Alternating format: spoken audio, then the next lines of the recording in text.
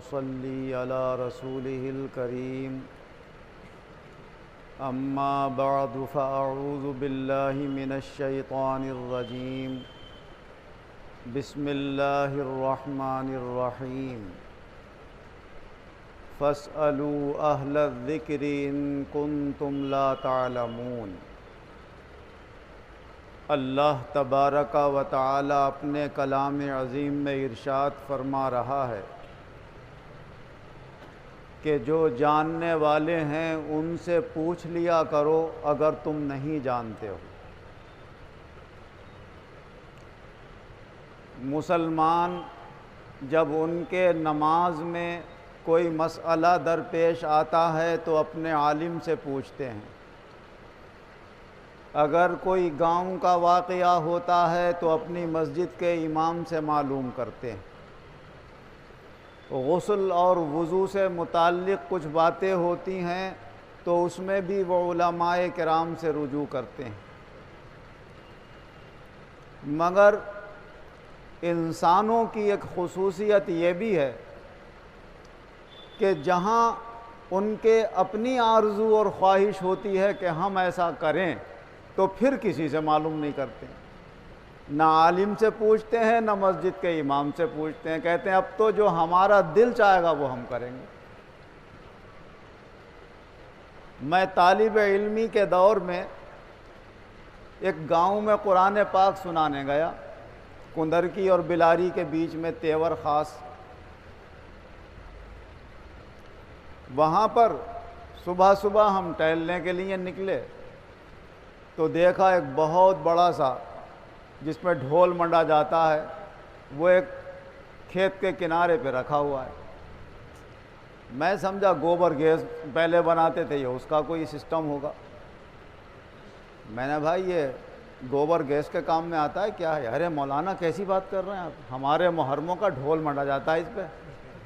بڑے ادب و احترام سے، ہم سے تو ان کی شان میں گستاخی ہو گئی جیسے۔ میں نے بھائی ڈھول کیوں بجاتے ہو؟ یہ تو اسلام میں ناجائز ہے اور ہر مسلک کا عالم منع کرتا ہے، چاہے بریلوی ہو، چاہے دیوبندی ہو یا رامپوری ہو، تو پھر آپ یہ لوگ کیوں کرتے ہیں ایسا؟ بولے ہم عالم کی مانتے ہی نہ ہیں، اس میں کوئی کتنے ہی فتوے دے دے ہم پوچھتے ہی نہیں، عالم کیا جانے اس بات کو، یہ تو ہماری محبت ہے، ہمارا عشق ہے۔ حضور نبی اکرم صلی اللہ علیہ وسلم نے پہلے ہی خبردار فرما دیا، فرمایا اے علی تمہارے سلسلے میں دو طرح کے لوگ ہلاک اور برباد ہوں گے، ایک تو وہ ہوں گے جو حد سے زیادہ محبت میں تجاوز کر جائیں گے،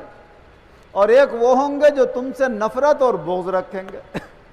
جیسے عیسیٰ علیہ السلام کے بارے میں دو طرح کے لوگ برباد ہوئے، کچھ ماننے پہ آئے تو خدا کا بیٹا بنا دیا انہیں، اور کچھ نفرت کرنے پہ آئے یہودی تو انہوں نے سولی پہ چڑھانے کا ارادہ کر دیا انہیں۔ یہی حال اس امت کے اندر حضرت علی کرم اللہ وجہہ اور ان کے خاندان والوں کے سلسلے میں ہوا کہ جب ماننے پہ آئے تو پھر نہ قرآن کی پرواہ کی نہ حدیث کی پرواہ کی، اتنے آگے بڑھ گئے کہ پھر نہ علماء وہ کر سکتے ہیں نہ کوئی خواص کر سکتے ہیں، بس ان کا دل چاہتا ہے تو وہ سب کچھ کرتے ہیں،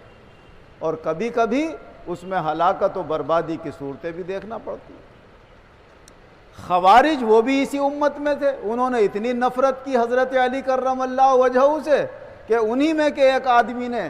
آپ کو نماز کی حالت میں زخمی کیا تھا، ابن ملجم جس کا نام تھا، وہ خارجی تھا، اور خارجیوں نے ہی اس کو طے کیا تھا کہ تمہیں 3 لوگوں کے اوپر حملہ کرنا ہے، ایک حضرت امیر معاویہ پہ حملہ کرایا گیا تھا، ایک حضرت علی کرم اللہ وجہہ پہ کرایا گیا تھا، اور ایک غالباً ابو موسیٰ اشعری رضی اللہ عنہ پہ کرایا گیا۔ تو وہ دونوں حضرات تو ٹھیک ہو گئے تھے، اور حضرت علی کرم اللہ وجہہ کی 2-4 دن کے بعد اس میں شہادت ہو گئی۔ تو معلوم یہ ہوا کہ خارجی دشمنی پہ اترے تو آپ کی جان لینے کو تیار ہو گئے۔ اہل تشیع عقیدت و محبت میں آگے بڑھے تو انہوں نے نہ نماز نہ روزہ نہ زکوٰۃ نہ حج کسی کی پرواہ نہیں، بس اسی میں عشق و محبت میں ہی اپنا سب کچھ سمجھ لیا، اور ان اہل تشیع کی دیکھ ادا کی۔ ہمارے اہل سنت والجماعت بہت سے مسلمان گاؤں کے رہنے والے، قصبات کے رہنے والے، وہ بھی اسی طرز پر چل پڑے۔ اور آج کل تو موبائل کا دور ہے، ایسے ایسے ویڈیو وائرل ہوئے کہ بڑا افسوس بھی ہوا، دل بھی دکھا، اور یہ بھی سوچا کہ بتائیے جہالت میں کیسے اترے ہوئے ہیں سنی لوگ۔ آگ دہکائی گئی ہے، دہکتے ہوئے انگارے جل رہے ہیں، اس میں ایک آدمی کے 2 آدمی ہاتھ پکڑے ہوئے ہیں، پتہ چل لیا زبردستی اس سے کروا رہے ہیں، اور اس کو الا کے اس کے تلوے پاؤں کے انگاروں پہ رگڑتے ہوئے کھینچ کے واپس لے آتے ہیں اسے۔ پھر جب کچھ دیر میں اس کے تلوے ٹھنڈے ہو جاتے ہیں، پھر دوڑاتے ہیں اسے اور پکڑ کے گھماتے ہیں۔ ایک بار ایسا ہوا کہ جب انہوں نے جھٹکا دے کے انگاروں کے اس گڑھے کی طرف کو اڑایا تو تینوں کے تینوں اس میں گر گئے، اور بڑی دیر کے بعد اٹھے۔ اتنی دیر میں تو جھلس گئے ہوں گے وہ، جتنی دیر میں ان کو اٹھایا گیا اور نکالا گیا، پتہ نہیں زندہ بھی بچے یا نہیں بچے۔ ایک دیکھا لمبا سا محرم، یہیں سڑکڑے کے پاس کا واقعہ۔ ارے ندی میں جب پانی زیادہ ہے تو کیا ضرورت ہے اس کو پار کرانے کی؟ آپ کو چھوٹے بچے بھی ہیں، بڑے بھی ہیں، سب ہیں، سینکڑوں ہزاروں کی بھیڑ اس کے ساتھ میں ہے، اور گزرنا اسی راستے سے جس راستے سے ایک بار گزر چکا ہے۔ چاہے اس میں کھیت آ جائے، کسی کا دھان کھڑے ہوں، گیہوں کھڑے ہوں، کسی کی کھیتی برباد ہو جائے، پورے کے پورے ایک محرم کے پیچھے 1000 آدمی ہے تو 1000 آدمی کھیت میں گھس گئے اس کے۔ اب بتاؤ 1000 آدمی کھیت میں گھسیں گے تو اس کے کھیت کا عالم کیا ہوگا؟ نکلنا ادھری سے ہے صاحب۔ ندی میں پانی ہے تو نکلنا ندی میں کوئی ہے۔ اب وہ جب وہ گرنا شروع ہوا تو اسی کے اندر 5 آدمی تو نیچے دب گئے، 2 کی لاشوں کا پتہ بھی نہیں چلا کدھر کو گئی، 7 لوگ وہاں پر ہلاک ہو گئے۔ تو یہ وہ چیزیں ہیں کہ جن کا اسلام سے، شریعت سے، قرآن سے، حدیث سے کوئی تعلق نہیں۔ حضور نبی اکرم صلی اللہ علیہ وسلم نے اپنی زندگی کے آخری خطبات میں کئی جگہ، ایک تو غدیر خم کے پاس جہاں حضرت علی کرم اللہ وجہہ کے متعلق بھی آپ نے آپ کی فضیلت بیان کی، وہاں بھی فرمایا، حجۃ الوداع کے موقع پر بھی فرمایا کہ میں اپنے بعد تمہارے سامنے 2 چیزیں بڑی بھاری بھرکم چھوڑ کر جا رہا ہوں، ایک اللہ کا کلام قرآن عظیم اور دوسرے میری سنت۔ اور ایک روایت میں یہ ہے کہ ایک اللہ کا کلام کتاب اللہ اور دوسرے میرے اہل بیت، اہل و عطرتی، میرے گھر والے۔ تو حضور کے گھر والوں کا کیا طریقہ رہا یہ دیکھیے، اہل بیت کا کیا طریقہ رہا یہ دیکھیے، قرآن کیا کہتا ہے یہ سمجھیے، حدیث کیا کہتی ہے یہ سمجھیے۔ جب آپ وضو کے مسائل اپنے علماء سے پوچھتے ہیں، غسل کے پوچھتے ہیں، اپنے لڑائی جھگڑوں کو نپٹانے کے پوچھتے ہیں، نکاح اور طلاق کے مسائل پوچھنے علماء سے آتے ہیں، تو کبھی آپ یہ بھی پوچھنے آئے کہ صاحب تعزیہ کتنا بڑا ہم بنا سکتے ہیں، کتنا لاگت اس کے اندر ہم لگا سکتے ہیں، کیسے اس کو لے جا سکتے ہیں، کون سے راستے اس کے لیے طے کیے گئے ہیں اسلام میں، کیا کہیں لکھا ہوا ہے؟ تو کہیں لکھا ہوا نہیں ملے گا، نہ قرآن میں ملے گا، نہ حدیث میں ملے گا کہ ایک طرف کو جدھر سے نکل گیا ادھری کو لے کے آنا۔ صاحب ڈھول بجایا جائے امام حسین کی شہادت کا ماتم ماننے کے لیے، باراتیں بجائی جائیں، کہیں بھی ذکر لکھا ہوا نہیں۔ تو جب قرآن میں نہیں، حدیث میں نہیں، فقہ کی کتابوں میں نہیں، تو یہ کون سی کتاب میں لکھا ہوا ہے جو آپ کر رہے ہیں؟ تو معلوم ہوا یہاں کتاب میں لکھا ہوا نہیں ہے، یہاں ہمارا دل چاہ رہا ہے، ہمارے باپ دادا کرتے چلے آ رہے ہیں۔ اور اس دور میں نوابوں کی حکومتیں رہیں، اور نوابوں کا تعلق زیادہ تر اہل تشیع سے رہا، ان کا جو مذہب اور مسلک رہا وہ شیعیت رہا، اور اس بنا پر انہوں نے کیے، اور لوگوں کو بھی جو بنا کے لاتا تھا اسے کسی کو 5 روپے دے دیے، اس زمانے میں 5 روپے بہت ہوتے تھے، کسی کو 2 روپے دے دیے تو گاؤں والے خوش ہو جایا کرتے تھے۔ وہ باپ نے بنایا تو باپ کے بعد بیٹے نے بنایا، بیٹے کے بعد پوتے نے بنایا، پوتے کے بعد پر پوتے نے، اب وہ بنتا چلا رہا ہے، اب کون روک دے گا اسے؟ صاحب ہمارے تو باپ دادا سے ہوتا چلا رہا ہے۔ وہ جو ہمارے اہل سنت والجماعت کے جائز طریقوں پر اعتراض کرتے ہیں بعض بدعقیدہ لوگ، اور کہتے ہیں تم جو یہ کہتے ہو ہمارے بزرگوں سے ہوتا چلا آ رہا ہے، تو یہ تو بالکل جاہلوں والی بات ہے۔ نہیں، جاہلوں والی بات الگ ہے، وہ بزرگوں سے مراد اپنے گھریلو خاندان والے لوگوں کو لیتے ہیں، اور ہم بزرگوں سے مراد فقہائے کرام کو لیتے ہیں، اولیاء کرام کو لیتے ہیں، جو پورے قرآن اور حدیث کے ماہر عالم بھی ہوا کرتے تھے، اور سنت و قرآن کے مطابق ان کا عمل ہوتا تھا۔ ہم ان کی مبارک زندگیوں کو اپنے لیے نمونہ بنا کر ہم کہتے ہیں ہم اپنے بزرگوں کے طریقے پر ہیں۔ یہ ہمارا مقصد نہیں ہے جو غیر مسلم کہا کرتے تھے کہ ہمارے آباء و اجداد، ہمارے بزرگ اسی طریقے پر چلے آ رہے ہیں۔ ہاں، یہ جو طریقہ ہے یہ مشرکوں سے میل کھاتا ہوا ہے کہ وہ کہتے تھے ہمارے باپ دادا ایسا کرتے چلے آ رہے ہیں، یہ بھی کہتے ہیں ہمارے باپ دادا ایسا کرتے چلے آ رہے ہیں، ہمارے یہاں ہوتا چلا آ رہا ہے۔ حضور نبی اکرم صلی اللہ علیہ وسلم نے ارشاد فرمایا جو گمراہی والا نیا طریقہ ہے اس نئے طریقوں کو جو بھی ایجاد کرے گا تو جتنا گناہ اس طریقے کے عمل کرنے والوں کے اوپر ہوگا ان سب کا گناہ اکیلے اس طریقے کو ایجاد کرنے والے کے اوپر ہوگا اور ان کے گناہوں میں کوئی کمی نہیں آئے گی۔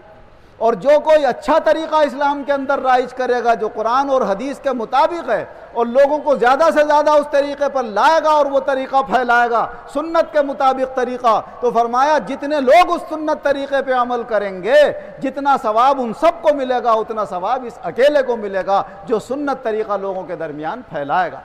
اس لیے علماء حق کی یہ ذمہ داری بنتی ہے کہ وہ اپنے اپنے علاقوں میں، اور الحمدللہ بیداری پیدا بھی ہوئی ہے۔ ہم نے ایسے ویڈیو بھی دیکھے کہ جن علماء کو جو بریلویت سے تعلق رکھتے ہیں بدنام کیا جاتا ہے کہ وہ انہیں غلط نہیں کہتے، ان طریقوں کو برا نہیں کہتے، انہوں نے ڈھول بجاتے ہوئے ناچتے ہوئے لڑکوں کو دیکھا تو ہم نے ایک ویڈیو دیکھا کہ ایک مولانا صاحب انہیں ڈانٹ رہے ہیں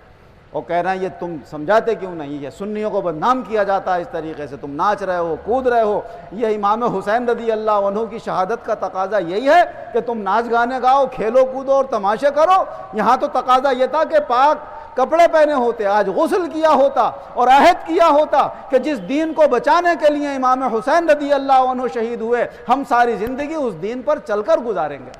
ہم نماز پڑھیں گے، روزہ رکھیں گے، زکوٰۃ دیں گے، حج کریں گے، علم دین حاصل کریں گے۔ اور یہ سب سے بڑی جو کمی ہمارے اندر آ رہی ہے وہ ہماری جہالت کی وجہ سے آ رہی ہے۔ زیادہ تر ان پڑھ لوگ ایسا کرتے ہوئے ملیں گے، کسی فرقے کا کسی مسلک کا عالم نہ ڈھول بجاتا ہوا ملے گا آپ کو،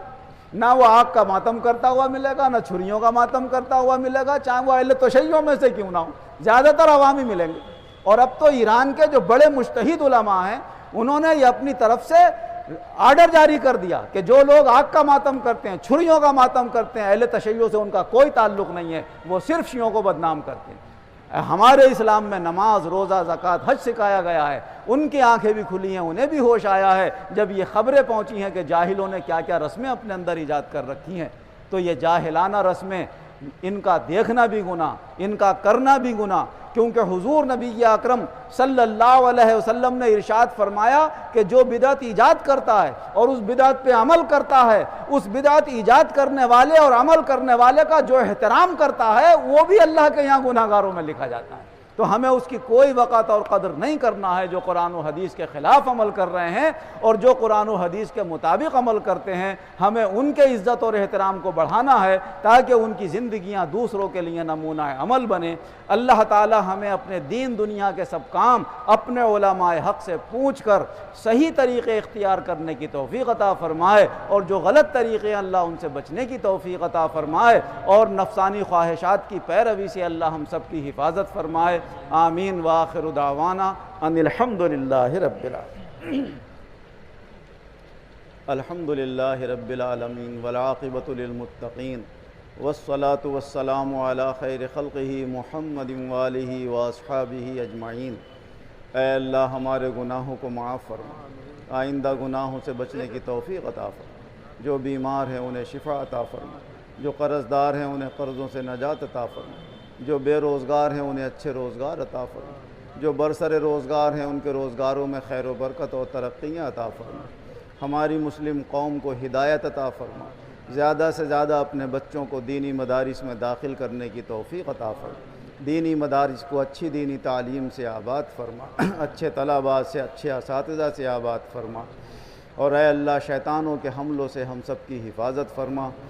اے اللہ نادانی، جہالت، گمراہی، بدعقیدگی ہمارے اندر سے دور فرما، خوش عقیدگی، علم نافع، عمل صالح، عقائد صحیحہ کی دولتیں ہمیں عطا فرما۔ ہم سب مسلمانوں کو پوری دنیا میں ایمان و عزت کے ساتھ، صحت و سلامتی کے ساتھ، دینی دنیاوی نعمتوں کے ساتھ، اطمینان والی زندگی کے ساتھ، لمبی عمروں کے ساتھ زندہ رکھ۔ جب خاتمہ فرما بآسانی ایمان و عزت کے ساتھ فرما، آخرت میں بھی، قبر میں، حشر میں، ہر جگہ صحت و سلامتی، عافیت کے ساتھ، ہر طرح کے عذاب سے بچاتے ہوئے مولا ہم سب کو جنت میں داخل فرما۔ آمین بجاہ النبی الکریم و بحرمت سائر المرشدین، وصلی اللہ تعالی علی خیر خلقہ محمد و آلہ و اصحابہ اجمعین۔